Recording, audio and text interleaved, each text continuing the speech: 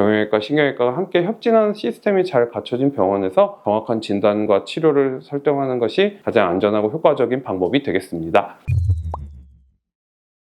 안녕하십니까. 참포도나무병원 신경외과 전문의 최고원장입니다. 보통 이제 허리가 아프거나 다리가 아프거나 발목이 아플 때 이제 병원에 가보려고 하는데 정형외과를 가야 되지 신경외과를 가야지 고민하시는 분들이 많고, 실제 저한테 지인들이 전화도 많이 오세요. 어디로 가야 할지. 실제로 이제 뭐 정형외과에서 신경외과로, 혹은 신경외과 오셨다가 요건 정형외과에 가보셔야 될 것 같아요, 이렇게 이제 전과되거나 협진을 하는 경우도 종종 있는데요. 증상만으로는 완벽히 구분되지 않을 때가 많고, 문진을 한다든지 신체 검사를 통해서 신경 쪽인지 관절 쪽인지 확인하면서 치료 방향이나 검사해야 되는 방향이 바뀌기도 하거든요. 그래서 오늘은 여러분들이 자신의 증상에 맞는 병원을 잘 선택하실 수 있도록 신경외과, 정형외과 차이점부터 상황별 추천까지 깔끔하게 정리해드리는 시간을 한번 가져보겠습니다.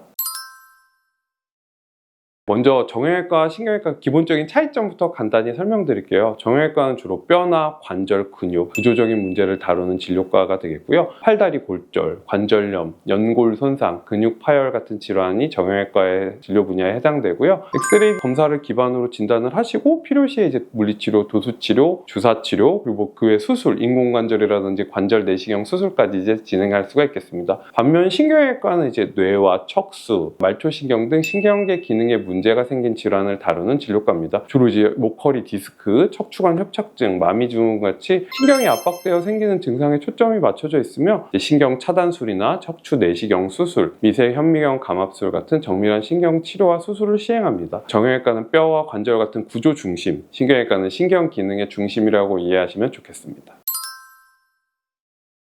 첫 번째로 이제 허리가 뻐근하거나 통증이 느껴지는 경우를 예시로 들어보겠습니다. 갑자기 무거운 걸 들었다든지 오랫동안 나쁜 자세를 하고 있다가 허리가 욱신거리기 시작했다. 이럴 때는 그냥 가까운 정형외과, 신경외과 어디든 가셔서 진료를 받으셔도 좋겠습니다. 초기 통증일 때는 저희가 엑스레이 찍고 약물치료나 물리치료 혹은 뭐 가벼운 주사 정도로 해결하기 때문에 두 진료과 모두에서 충분히 진료가 가능하고요. 근데 이제 그런 것들이 진행되거나 혹시 다리에 힘이 빠지거나 이제 하지 방사통, 다리 통증까지 오는 경우인데요. 걸을 때 이제 다리가 휘청거리거나 계단 오를 때 다리에 힘이 빠진다든지, 혹은 더 심해지면 정말 나는 똑바로 걷고 있는 것 같은데 이제 술이 취한 것처럼 비틀거린다고 주변에서 말씀을 듣고 병원에 오시는 분들이 있으세요. 이런 경우는 이제 신경이 눌리거나 신경이 마비되기 시작하는 단계일 수 있고, 특히 마미증후군, 엉덩이 쪽에 감각이 떨어진다든지 대소변 장애까지 오는 응급질환 가능성도 배제할 수 없기 때문에 이런 경우엔 즉시 신경외과 전문의와의 진료가 필요하고요. 이런 진단이나 치료가 늦어지면 신경 쪽은 후유증이 남을 수도 있기 때문에 주의가 필요합니다. 세 번째로는 이제 교통사고, 길을 가시다가 자동차에 치이신다든지 혹은 어디서 떨어지거나 넘어진 경우에 통증이 생긴 경우입니다. 외상 직후에는 이제 뼈에 골절이 있는지 확인하는 게 우선이기 때문에 정형외과 쪽에서 이제 엑스레이 등 영상 검사를 통해서 골절 여부를 먼저 확인해 보시고요. 이후에 골절 같은 게 없지만 계속 통증이 지속되거나 신경 쪽으로 이제 하지 방사통이나 근력 저하 같은 마비 소견이 보인다면 신경외과 협진을 통해 보다 정밀한 평가와 치료가 필요할 수 있겠습니다.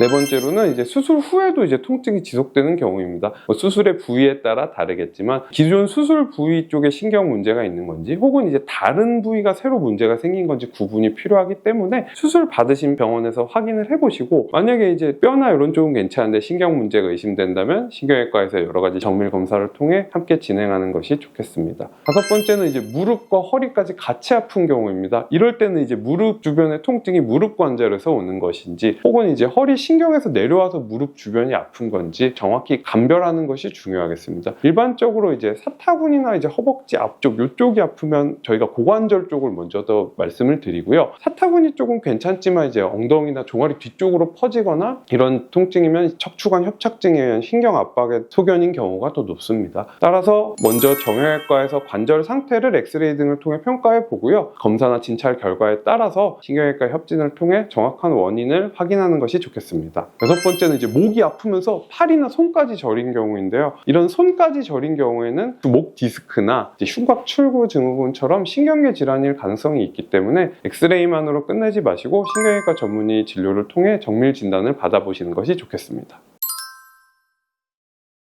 증상이 정형외과인지 신경외과인지 명확하게 나뉘는 경우가 많지만 실제 진료하다 보면 두 개가 같이 있는 분들도 있고요. 두 개가 이제 애매한 경우가 있습니다. 예를 들어 이제 허리 디스크와 협착이 동시에 있는 연세 많으신 고령 환자분들이 그런 경우가 되겠고요. 혹은 척추 전방 전이증처럼 척추가 이렇게 어긋남과 뼈가 어긋나면서 신경 협착까지 같이 동반된 경우에는 이제 신경외과 단독 진료로도 대부분 진단 치료가 가능한데요. 이제 척추가 너무 이제 불안정성, 저는 척추가 삐걱거린다고 말씀드리거든요. 이런 것들이나 척추 고정술 여부를 판단해야 되는 상황이라든지 혹은 이제 골격 변형이나 복합 구조 이상이 있는 경우에는 정형외과의 협진을 통해 좀 더 정밀하게 판단할 수가 있겠습니다. 결론적으로 통증이 너무 오래 지속되거나 증상이 그렇게 단순하지가 않고 복합적으로 여러 군데 나타난다고 한다면 무작정 어느 병원을 선택하시기보다는 이제 저희 참포도나무병원처럼 이제 협진 체계, 신경외과, 정형외과, 재활의학과의 협진 체계가 잘 갖춰진 병원에서 전문의 간의 협의를 통해 치료 방향을 정확히 결정하고 올바른 검사와 치료를 받는 것이 정확하고 안전한 방법이겠습니다.